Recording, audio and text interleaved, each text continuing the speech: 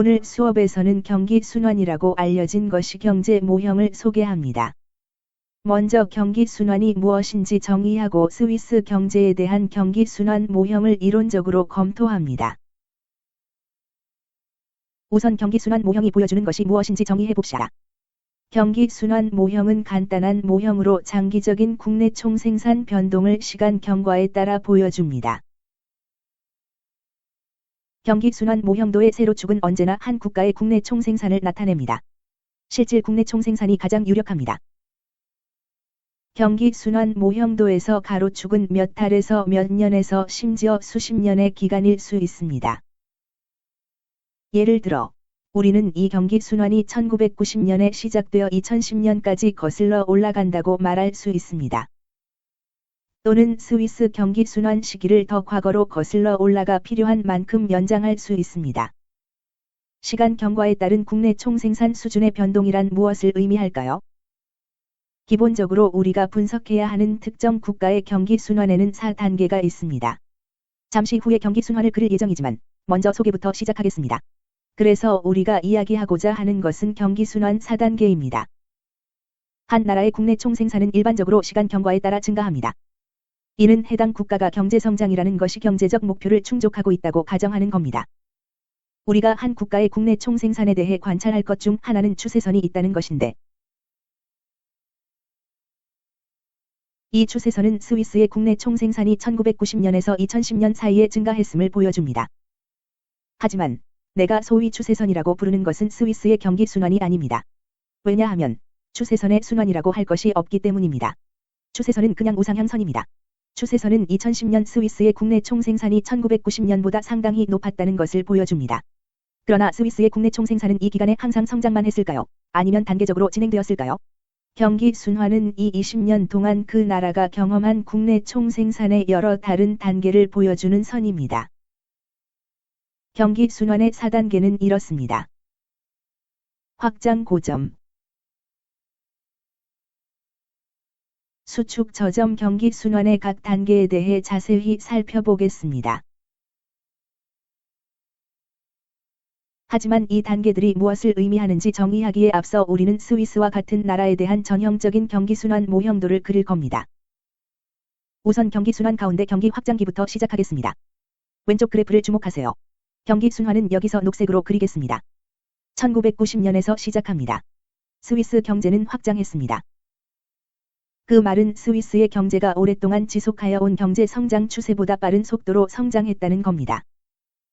경기 확장기는 그 나라의 경제가 고점에 이를 때까지 계속됩니다.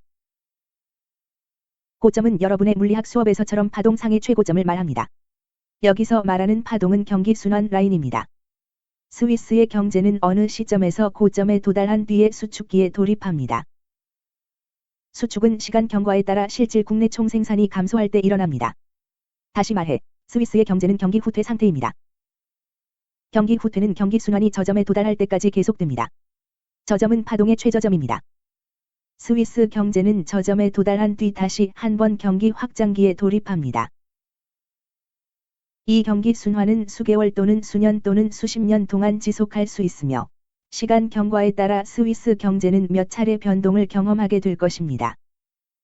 추세선은 우상향입니다. 20년이 지난 지금 스위스의 국내 총생산은 20년 전보다 더 확대되었습니다.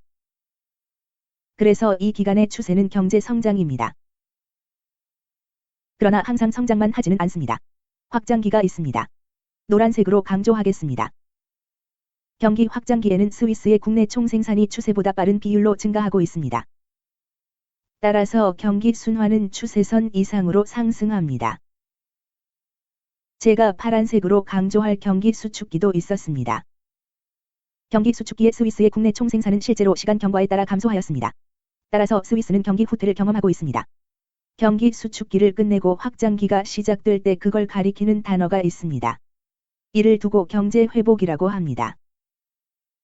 경제 성장의 추세선을 뛰어넘는 확장이 있을 때 경제는 우리가 호황기라고 부를 수 있는 시기로 접어듭니다. 경제 호황기는 GDP가 장기 경제 성장률보다 빠른 속도로 성장하고 있는 때입니다. 그러한 성장은 보통 지속 불가능한 것으로 간주하며 궁극적으로는 고점에 도달한 뒤 불황이 이어집니다. 호황과 불황의 순환이란 말이 들릴 때 우리가 듣는 것은 장기간의 성장 추세보다 산출량이 더 빠르게 증감하는 변동기입니다. 그 뒤에 수축 내지 하강이 있고 경제는 후퇴에 진입합니다. 경기 후퇴기는 파란색입니다.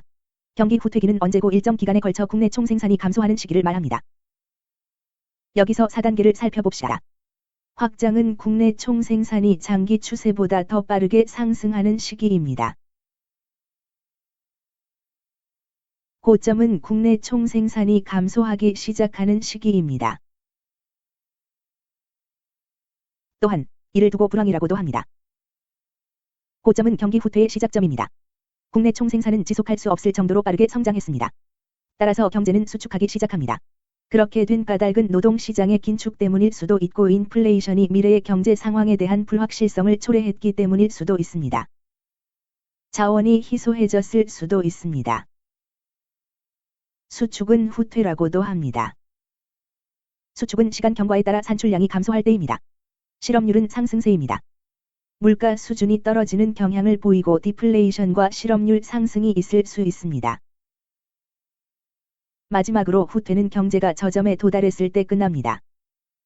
경기 후퇴는 성장이 재개될 때 끝납니다. 저절로 경기 후퇴가 끝날 경우는 노동시장이 매우 느슨해지고 유연해져서 노동자가 저임금을 기꺼이 수용하면서 기업이 완전히 자발적으로 노동자 채용을 시작한 뒤에나 가능합니다. 이후 후퇴기 막판에 마침내 고용이 재개되면서 자신감을 회복할 수 있습니다.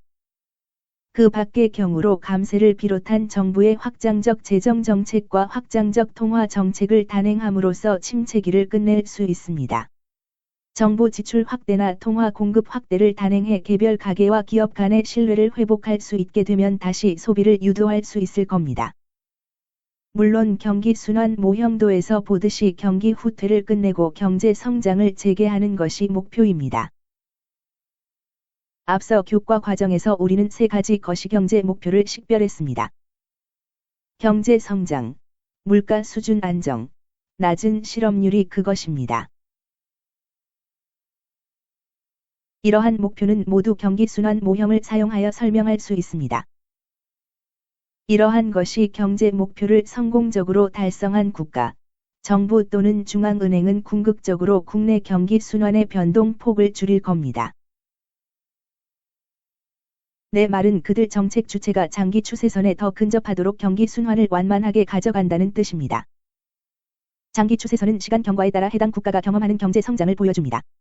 거시경제 정책의 목표는 경기 순환의 정점과 저점의 등락폭이 현저하지 않는 경기 순환을 만드는 데 있으며 후퇴 정도는 심각하지 않게 하고 확장은 급격하지 않은 상태를 만드는 데 있습니다.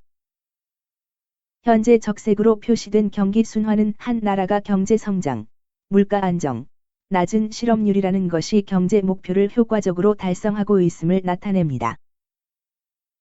고점과 저점의 변동폭이 큰 경제 순환은 매우 불안정하고 시간 경과와 경제 활동에 따라 큰 변동이 있는 경제를 나타냅니다. 반면에 여기 보시는 빨간색과 같은 경기 순환은 더 높은 수준의 안정성을 달성하고 더 안정적인 경제 성장을, 더 일관되게 낮은 실업률 그리고 더 지속되게 낮은 인플레이션을 달성하고 있는 경제입니다. 이로써 우리는 경기 순환 다이어그램에 대한 단원을 마무리 짓겠습니다. 경기 순환도는 매우 간단한 경제 그래프로 한 국가 경제에서 경험하게 되는 실질 국내 총생산의 변동을 시간 경과에 따라 보여줍니다.